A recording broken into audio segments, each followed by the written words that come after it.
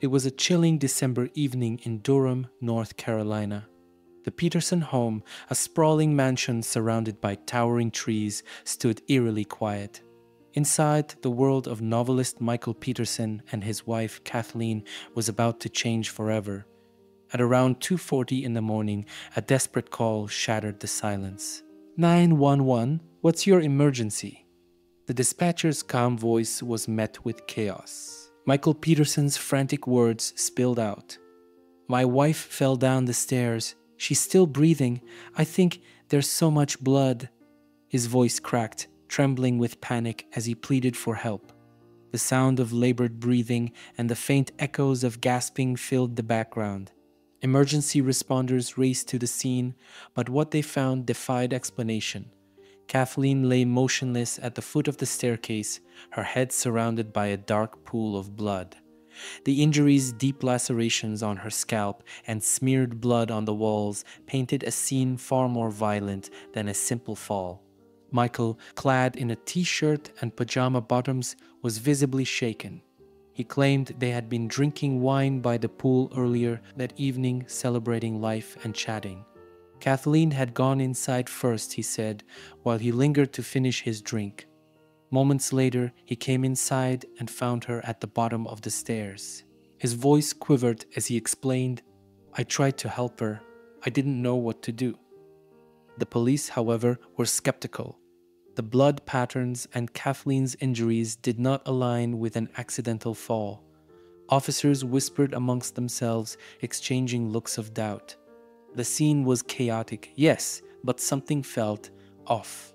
Outside, the night was still. Inside, questions began swirling.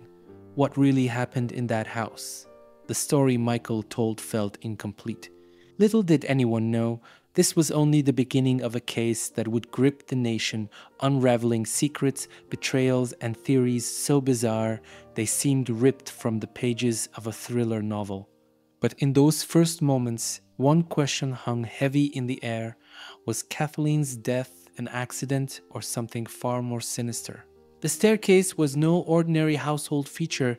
It was steep, narrow, and framed by dark wooden steps, now soaked with streaks of red.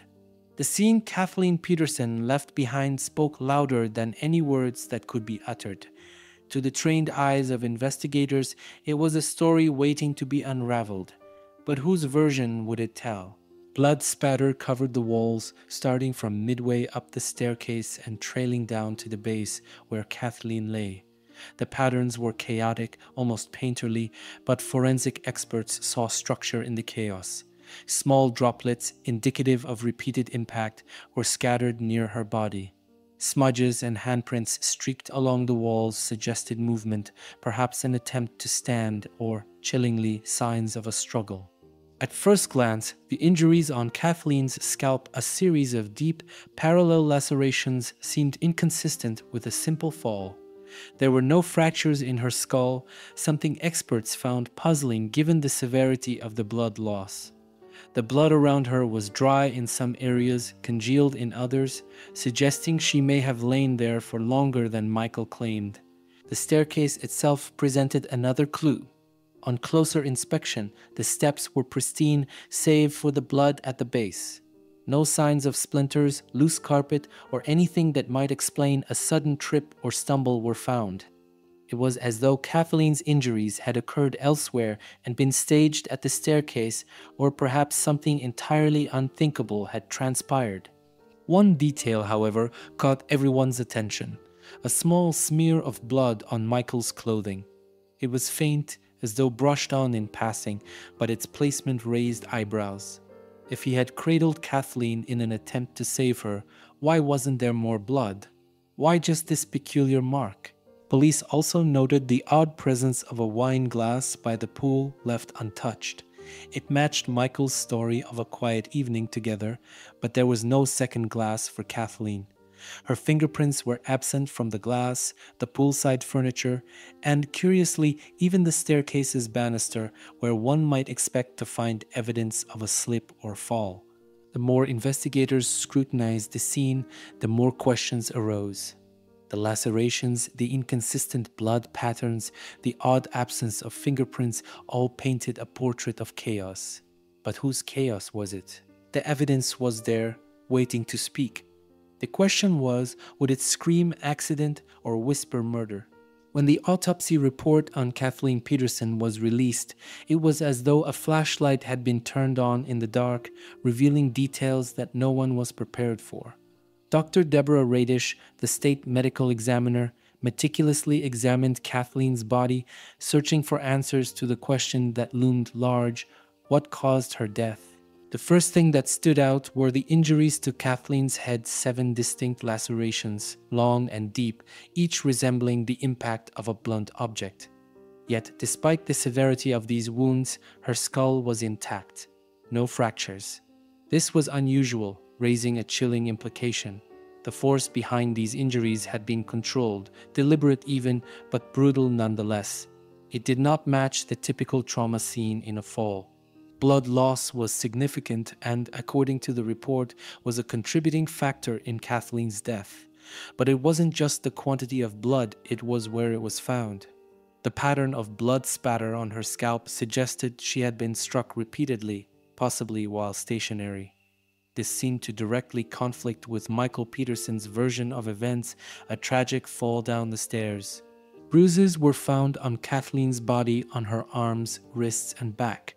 Some were older, faintly yellow, while others were fresh, deep, and unmistakably inflicted close to the time of her death. These marks hinted at a possible struggle. Defensive wounds on her hands and forearms suggested she had tried to protect herself from something or someone. Another haunting discovery was made during the examination. Microscopic fibers were found embedded in the lacerations on Kathleen's head. These fibers, later identified as being consistent with carpet fibers, left a troubling question. Did she hit her head on the stairs as Michael claimed, or had her head been forcefully pressed against something during an altercation? Finally, there was Kathleen's brain. It showed no signs of a traumatic brain injury, which is almost always present in severe falls. Her brain's condition painted a picture of consciousness, a possibility that she may have been alive, bleeding, and aware for a period of time after sustaining her injuries. The autopsy's conclusion was damning. Kathleen's death was labeled homicide caused by blunt force trauma. This single determination ignited a firestorm. The police now had enough to charge Michael Peterson with murder, claiming his account of a fall was impossible based on the injuries. But the autopsy findings raised more questions than answers. What object caused the injuries, if not the stairs? Why were the wounds so concentrated, yet her skull unbroken? And most hauntingly, who could deliver such controlled brutality? As the pieces fell into place, the prosecution grew confident they had their man. But there was something about the evidence, those fibers, the lacerations, the lack of fractures that refused to sit neatly in their narrative. Could there be another explanation, one darker and even more improbable? Before the chaos of Kathleen's death, Michael Peterson was the epitome of a polished, intellectual man. A novelist, columnist, and decorated veteran, he had cultivated a life that many would envy. Yet, as investigators began peeling back the layers of his life, they found a complex figure whose seemingly perfect exterior masked deeper fissures. Michael grew up with a sharp mind and a talent for storytelling. After serving in the Marines during the Vietnam War, he was awarded honors for his service, though even these achievements came with whispers of exaggeration. Years later, questions would arise about the truth of his war stories, a detail that would come back to haunt him in the courtroom. As a novelist, Michael achieved moderate success. His books, often inspired by his experiences, revealed a man fascinated by power, violence, and the human condition. Friends described him as charming and witty, the life of any conversation. But others saw a darker side, arrogant, self-assured, and willing to bend the truth if it suited his narrative. By the time he met Kathleen, Michael's first marriage had ended in divorce. He and Kathleen blended their lives with ease, creating what seemed to be a picture-perfect family. Between them, they raised 5 children: Kathleen's biological daughter, Caitlin, Michael's 2 sons, Todd and Clayton, and the daughters of their deceased friend Elizabeth Ratliff, Martha, and Margaret, whom Michael had taken in after her mysterious death in Germany. Friends and neighbors admired the Peterson household. Kathleen, a successful Nortel executive, was the breadwinner, while Michael's work allowed him to play the role of a devoted father and charismatic partner. They often hosted lavish gatherings filled with laughter and wine. To outsiders, they were the couple everyone wanted to emulate. But beneath the polished veneer, there were cracks. Financial pressures loomed large. Michael's writing career was faltering, and Kathleen's job at Nortel was increasingly unstable amid company layoffs. Their mansion, while impressive, was a financial drain. Arguments, though hidden from public view, were rumored to erupt behind closed doors. And then there were Michael's secrets that would emerge in the wake of Kathleen's death. Investigators uncovered emails and explicit photos that revealed Michael's bisexuality, a part of his identity he had concealed from Kathleen, according to the prosecution. They claimed this secret life could have been a source of tension and a potential motive for murder. Michael's children stood by him, steadfast in their belief that he was innocent. But Caitlin, Kathleen's daughter, broke away, convinced that Michael had taken her mother's life. This rift fractured the once close family and turned public attention toward the Petersons' unusual dynamics. To some, Michael Peterson was a loving husband, a doting father, and an accomplished man unfairly accused. To others, he was a manipulative liar, a man willing to mask the darkest truths behind a facade of intellect and charm. But one thing was clear: Michael Peterson was no ordinary suspect. His charisma, layered with contradictions, made him both fascinating and deeply polarizing. And as his trial approached, one question loomed larger than all the others. Was Michael Peterson capable of murder? Or was he simply a man caught in the crosshairs of an extraordinary tragedy?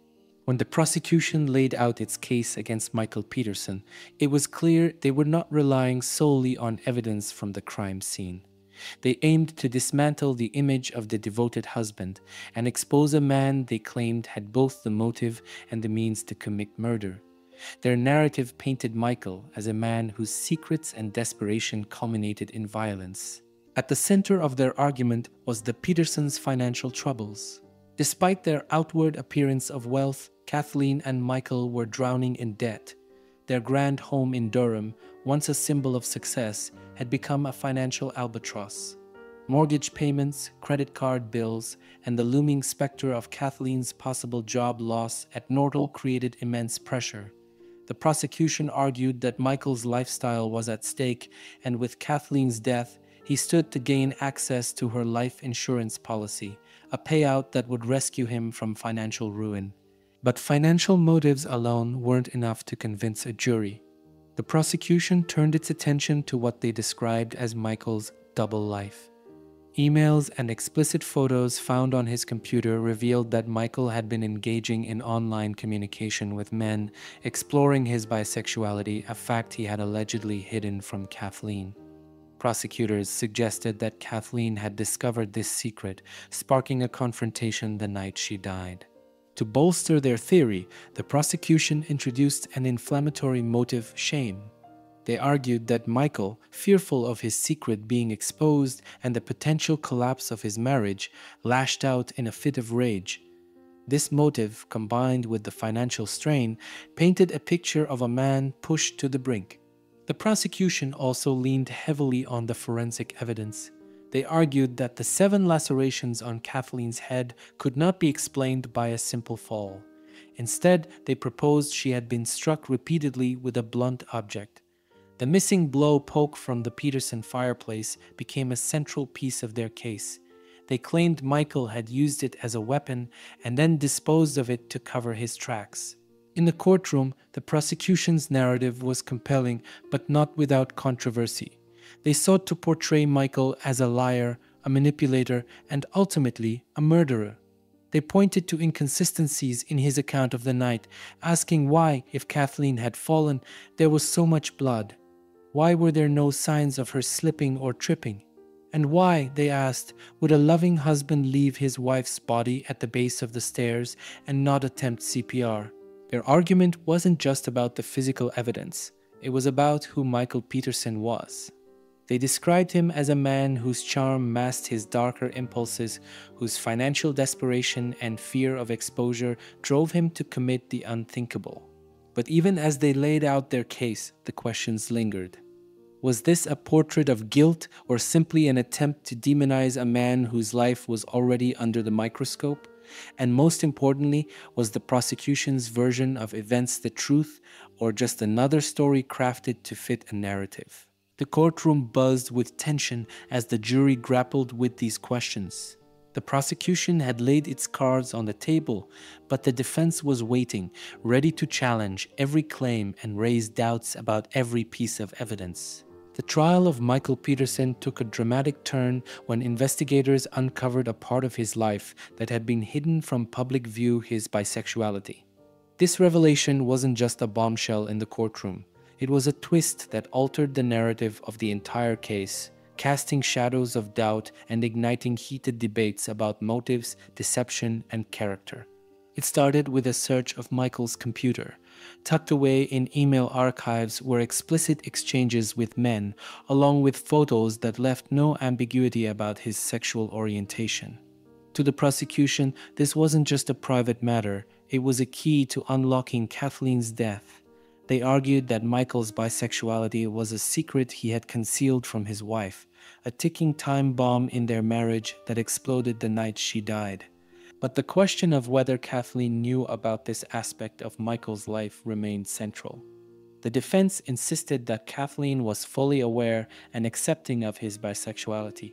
Michael's attorney painted a picture of a modern, open-minded couple whose bond was strong enough to withstand secrets others might find scandalous. They pointed to the couple's affectionate interactions, their shared social life, and Kathleen's apparent happiness leading up to her death as evidence of her knowledge and acceptance. The prosecution, however, told a different story.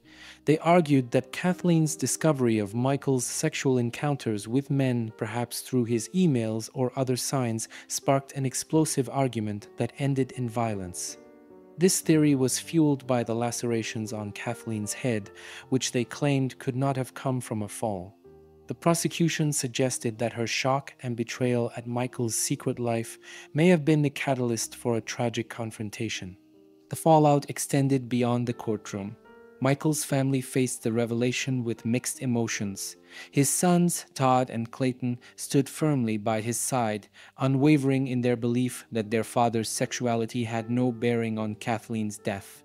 Martha and Margaret, the daughters of Michael's late friend Elizabeth Ratliff, were equally supportive, defending the integrity of their adoptive father.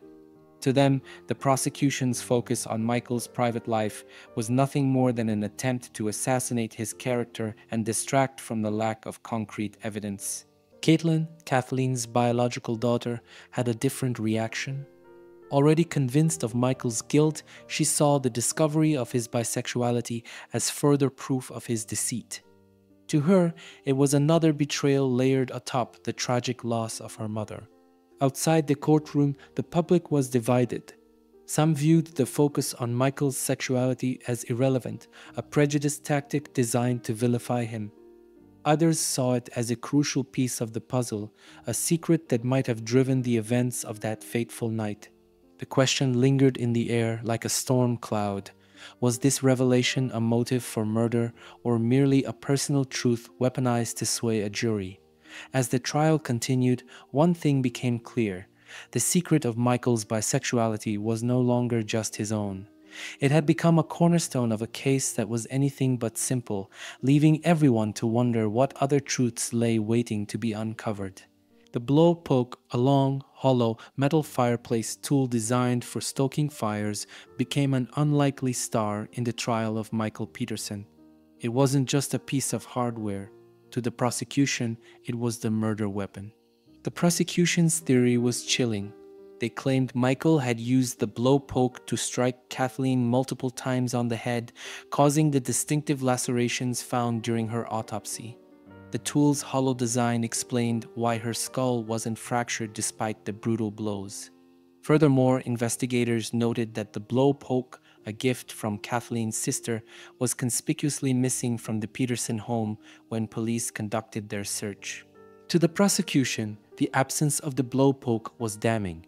They argued that Michael had disposed of the weapon after the attack to hide his crime. Witnesses testified that the tool had been a fixture in the home, but it had mysteriously vanished in the aftermath of Kathleen's death. The defense, however, dismantled this theory in dramatic fashion. In a moment that would become one of the most memorable in the trial, Michael's attorney revealed the blow poke to the court. It hadn't been missing at all, it had been found during a secondary search of the garage, covered in cobwebs and undisturbed for years. The blow poke, the defense argued, was rusty and free of any blood, tissue, or other forensic evidence linking it to Kathleen's death. This revelation struck a significant blow to the prosecution's credibility, forcing them to pivot their arguments. Without the blow poke, their theory of the murder weapon was left in doubt, raising questions about the integrity of their case. The defense's approach was rooted in a single objective: dismantling the prosecution's narrative and replacing it with reasonable doubt. Their strategy revolved around challenging the evidence, undermining the prosecution's theories, and providing alternative explanations for Kathleen's death. First, they attacked the idea that Kathleen had been murdered. The defense brought in their own forensic experts to testify that the injuries to Kathleen's head could indeed be consistent with a fall. They argued that the steep, narrow staircase, combined with Kathleen's intoxicated state, she had consumed alcohol and taken a prescription anti-anxiety medication that night, made a fall not just plausible, but likely. The blood spatter, they contended, wasn't a sign of a violent assault, but rather the result of Kathleen's movements as she tried to regain her footing. The defense highlighted the absence of defensive wounds on Kathleen's hands, arguing that this was inconsistent with a violent attack. The defense also focused on the lack of a credible murder weapon. With the blow-poke theory effectively dismantled, the prosecution had no solid explanation for what caused Kathleen's injuries. This gap in their argument became a critical point for the jury to consider. But the most emotionally charged element of the defense's case was Michael himself. They painted him as a devoted husband who had no reason to harm Kathleen. Witnesses, including family friends and Michael's children, testified to the couple's strong bond, describing them as loving and supportive. The defense presented Michael as a man whose life had been shattered by a tragic accident, not one who had committed a calculated crime. Finally, they sought to turn the focus back on the prosecution, accusing them of rushing to judgment and constructing a narrative to fit their assumptions. The defense suggested that the investigation had been biased from the start, with police and prosecutors determined to pin Kathleen's death on Michael without fully exploring other possibilities. The trial of Michael Peterson was a spectacle from the moment it began. Held in a packed courtroom with media swarming outside, it had all the elements of a high-profile drama: wealth, scandal, family tensions, and a shocking death at its center. The prosecution opened with a bold statement, laying out their theory that Michael Peterson had brutally beaten his wife to death and staged the scene to look like an accident. They called witnesses to testify about the blood evidence, Kathleen's injuries, and Michael's secret life. Expert testimony from forensic analyst Dwayne Deaver was particularly damning. He asserted that the blood spatter patterns proved Kathleen had been struck multiple times while lying on the ground. But the defense was prepared to fight back. They challenged Deaver's credibility, pointing to past allegations of misconduct in his forensic work. This set the stage for a battle not just over evidence, but over the trustworthiness of the experts presenting it. Emotions ran high as family members took the stand. Kathleen's daughter, Caitlin, testified for the prosecution, tearfully recounting her mother's loving nature and expressing her belief that Michael was guilty. Meanwhile, Michael's children defended him, describing a man who had always been a dedicated father and husband. The conflicting testimonies underscored the deep rift in the Peterson family.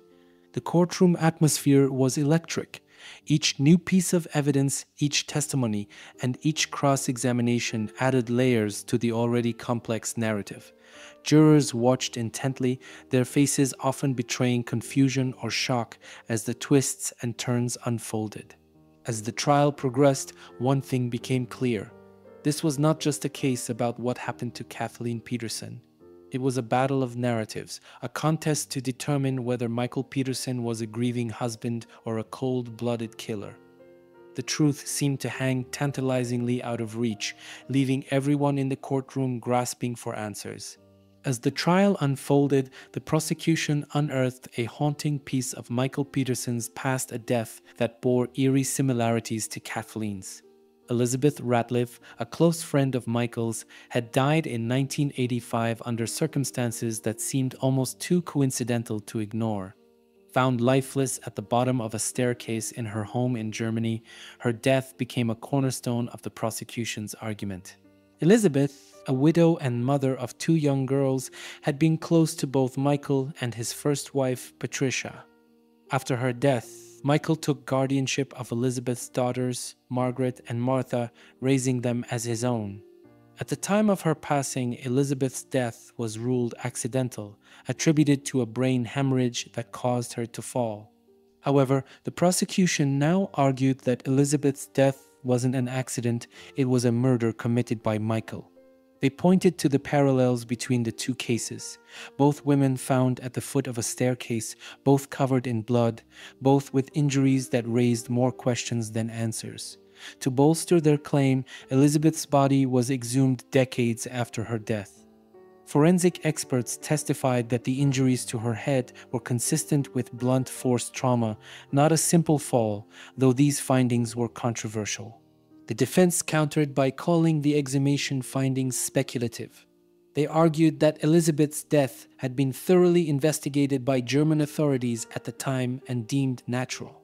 They also pointed out that Michael had no motive to harm Elizabeth, emphasizing his role as a supportive friend who had taken her children into his care. Despite these arguments, Elizabeth Ratliff's death cast a long shadow over the trial.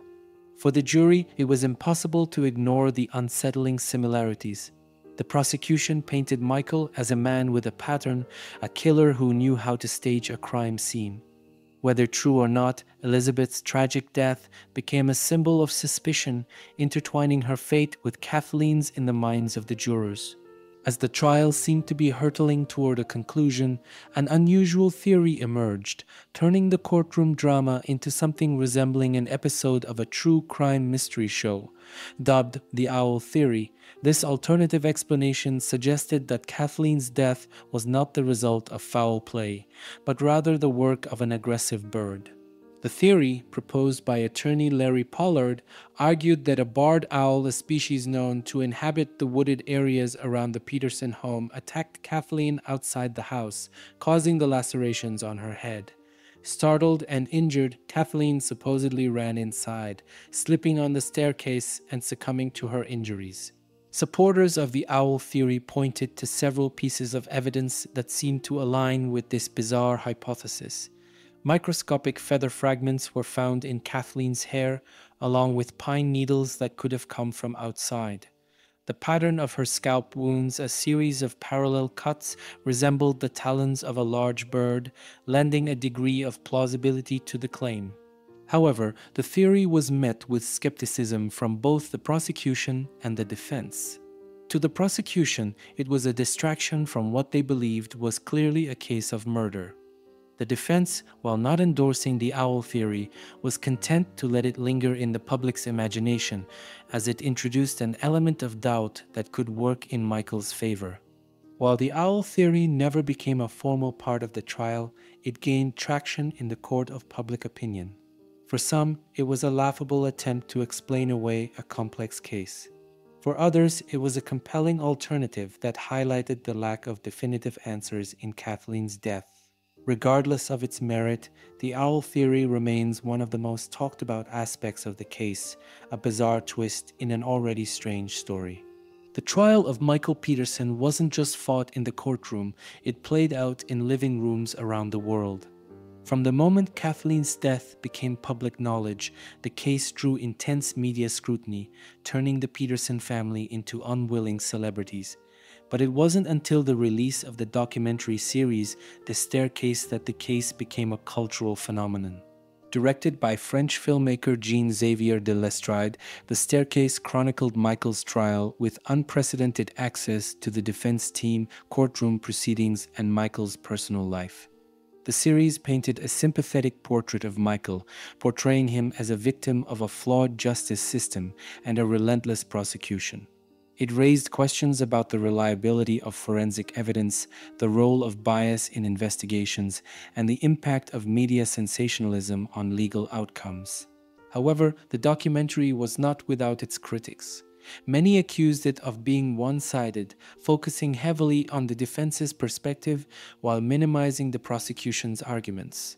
Key details, such as the discovery of Michael's bisexuality and its potential relevance to the case, were downplayed or omitted entirely. The media's portrayal of the case fueled intense public debate. Some saw Michael as a wrongfully accused man targeted because of his unconventional life.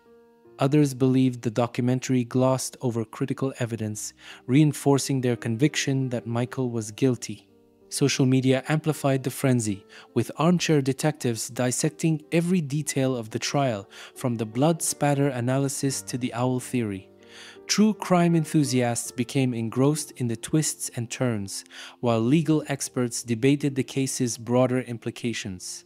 In the end, the media's role in the Michael Peterson case went beyond reporting. It shaped how the world viewed the man at its center. For better or worse, the case became a spectacle, a collision of law, tragedy, and storytelling that blurred the lines between truth and narrative. After months of courtroom drama, the trial of Michael Peterson reached its climax. The prosecution had laid out its case.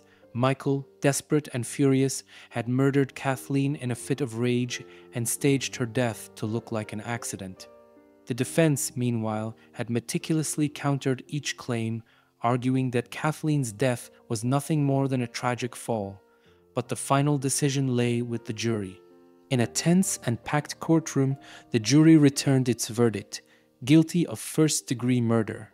The room erupted. Gasps, sobs, and whispers filled the air. Michael sat stoically as the reality of his fate settled in. The sentence was swift and harsh: life in prison without the possibility of parole. The verdict left the Peterson family shattered. Michael's children, who had steadfastly supported him, broke down in disbelief. Kathleen's daughter, Caitlin, and her family expressed relief, believing that justice had been served. But outside the courtroom, the public remained divided. To some, Michael was a killer who had fooled everyone. To others, he was a victim of a flawed judicial system. As Michael was led away in handcuffs, the case seemed to be over. But behind the scenes, cracks in the prosecution's case were beginning to show, cracks that would eventually throw the verdict into question. Central to the prosecution's case was the testimony of forensic expert Duane Deaver. Deaver, an agent with the North Carolina State Bureau of Investigation, had testified that blood spatter evidence proved Kathleen had been beaten to death. His analysis was presented as definitive, a cornerstone of the prosecution's argument. But in the years following Michael's conviction, Deaver's credibility came under intense scrutiny. It began with allegations of misconduct in other cases he had worked on. Deaver was accused of manipulating evidence, exaggerating findings, and tailoring his testimony to align with the prosecution's narrative. A subsequent investigation revealed a troubling pattern. Deaver had a history of cherry-picking evidence and withholding data that didn't support his conclusions. In Michael's case, experts re-examined the blood spatter evidence and found that Deaver's analysis was flawed. His conclusions were not only speculative but lacked scientific rigor. The defense seized on these revelations, arguing that Deaver's testimony had unfairly influenced the jury and calling for a retrial. The unraveling of Duane Deaver's credibility cast a shadow over the entire case. It wasn't just about Michael Peterson anymore, it was about the integrity of the justice system and the role of forensics in determining guilt or innocence. Armed with the revelations about Deaver's misconduct, Michael's legal team launched an appeal, arguing that the prosecution's case had been built on unreliable evidence. In 2011, after years of legal battles, a judge agreed, ruling that Deaver's testimony had been both misleading and critical to the original verdict. The judge granted Michael Peterson a new trial, stating that the justice system had failed to provide him with a fair trial. It was a monumental victory for Michael and his family, but it was also a bittersweet moment. By this point, Michael had spent nearly a decade in prison, and the toll on his life was immeasurable. The decision to grant a retrial sent shockwaves through the legal community. For Michael's supporters, it was a vindication of their belief in his innocence. For Kathleen's family, it was a painful reopening of wounds they thought had been closed. The case, it seemed, was far from over. In December 2011, after serving 8 years behind bars, Michael Peterson walked out of prison on bond, pending his retrial. The once confident novelist now appeared frail and aged, a man who had endured years of confinement and uncertainty. Michael's release was met with mixed reactions. For his family, it was a joyous reunion, a chance to rebuild the life they believed had been unjustly taken from him. But for Kathleen's daughter, Caitlin, and her supporters, it was a bitter reminder of a case that had dragged on far too long. While awaiting his new trial, Michael returned to his home under house arrest, wearing an ankle monitor as part of his release conditions. The media frenzy reignited, with cameras documenting his every move. Questions swirled. Would the new trial bring clarity to Kathleen's death, or would it plunge the case into even deeper uncertainty? Michael's release marked a turning point, not just in the case, but in the public's perception of him. Was he a victim of a flawed justice system, or a cunning man who had escaped the full weight of the law? As the Peterson saga continued, one thing was clear. The truth, if it existed, remained as elusive as ever. In 2017, more than 15 years after Kathleen Peterson's death, Michael Peterson made a decision that shocked both his supporters and critics. He entered an Alford plea to the charge of voluntary manslaughter. The plea allowed Michael to maintain his innocence while acknowledging that the prosecution had enough evidence to convict him if the case went to trial. The Alford plea was a legal compromise, one that avoided the uncertainty and emotional toll of another trial. For Michael, it meant freedom. He had already served more time in prison than the typical sentence for voluntary manslaughter, so with the plea, he was released without additional jail time. Yet for Kathleen's family, the plea felt hollow. Caitlin Atwater, Kathleen's daughter, stated that it wasn't true justice. It was a legal loophole that denied her mother the dignity of a definitive resolution. The plea marked the end of a legal saga that had consumed over a decade of Michael's life. But it was a conclusion without closure, leaving the public to grapple with the unsettling ambiguity of the case. Was Michael truly guilty, or was he an innocent man forced into a legal corner by a system that had failed him? For Michael Peterson, life after the Alford plea was one of quiet rebuilding. Once a charismatic novelist and public figure, he now lived a modest existence, far removed from the grandeur of his former life. Financially ruined by the trial and its aftermath, Michael sold the Durham mansion where Kathleen had died. The home, once a symbol of their family's success, became a haunting reminder of tragedy. Michael's children, who had stood by him throughout the ordeal, continued to support him. Yet the Peterson family remained fractured. Caitlin Atwater, estranged from Michael and her step-siblings, channeled her grief into legal action, successfully securing a settlement in a wrongful death lawsuit against Michael. For her, this was a symbolic victory, one that reinforced her belief in his guilt. The legal teams involved in the case also faced their own reckonings. David Rudolph, Michael's defense attorney, became a prominent figure in legal circles, his career bolstered by his meticulous work on the case. Meanwhile, the credibility of the prosecution and forensic experts like Duane Deaver remained under scrutiny, raising broader questions about the justice system's reliability. The case left a lasting impact on all involved, shaping their lives in ways none of them could have predicted. Yet, even as the dust settled, the case's notoriety ensured that the Peterson family would never truly escape its shadow. The Peterson case remains one of the most debated true crime stories of all time. Public opinion is sharply divided, with people firmly entrenched in opposing camps. To some, Michael Peterson is a murderer, a man who staged an elaborate facade of innocence while hiding the dark truth about his wife's death. To others, he is a victim of a deeply flawed justice system, wrongfully accused and vilified by a prosecution desperate for a conviction. Alternative theories abound, with each one sparking heated debates. The owl theory, while unconventional, has gained a surprising number of supporters who point to the lack of a definitive murder weapon and the unusual injuries on Kathleen's scalp.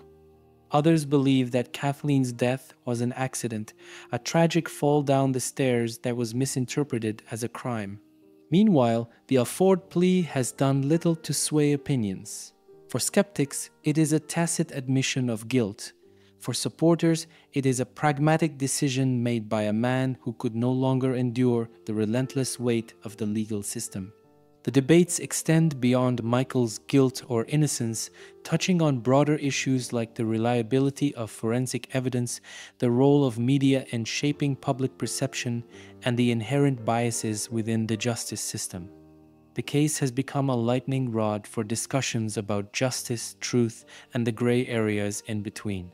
The Michael Peterson case is more than just a story about a man, a woman, and a tragic death. It is a mirror reflecting the complexities of the human condition and the flaws of the systems we rely on to determine guilt and innocence.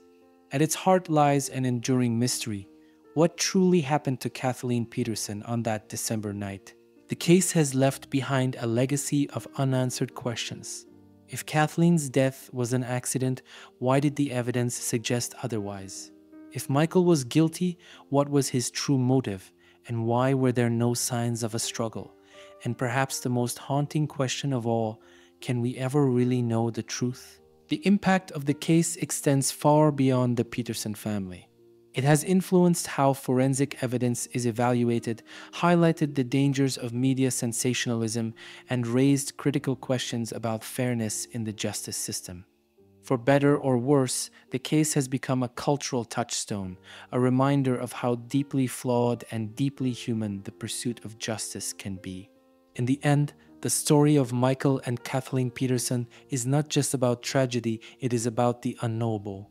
It is a testament to the fact that some questions may never be answered and that the line between truth and perception is often as steep and treacherous as a staircase in the dark.